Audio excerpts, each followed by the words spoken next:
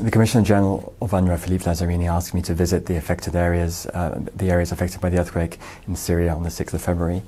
For the last few days, myself and my colleague Amanya, the head of our country office, have been meeting with the most affected amongst the Palestine refugees. We have spoken with families who have lost their children, with parents who have lost their children. We have spoken with children who have lost their parents. We've spoken with many, many families who have lost their homes, have lost all their savings, their furniture, their identity documents. I could say that people are extremely worried. They're extremely tense, not only, of course, Palestinian refugees, but also the Syrian population, and particularly the poorest from the neighborhoods.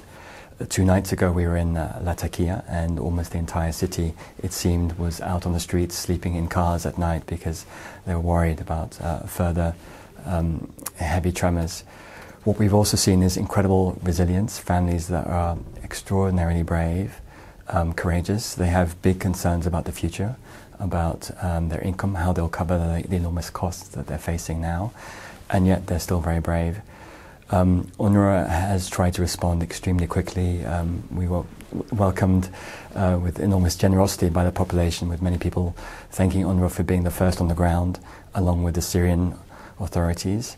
We're grateful to the Syrian authorities, and particularly GAPA, which works closely. It's the liaison between UNRWA and the Syrian government, and the UNRWA staff have been responding with enormous courage. They themselves, of course, are all directly affected. All our UNRWA staff have their own families, many of them with children who've been frightened to stay at home at night because of the fear of further earthquakes. Staff members have been working, in some cases, 24 hours straight without sleep, without seeing their families.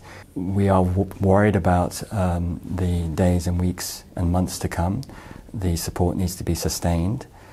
The refugee community requires resources. We've been able to draw on our existing stocks, but those stocks will only last so long, and we will need additional funding if we're to meet the needs of this population.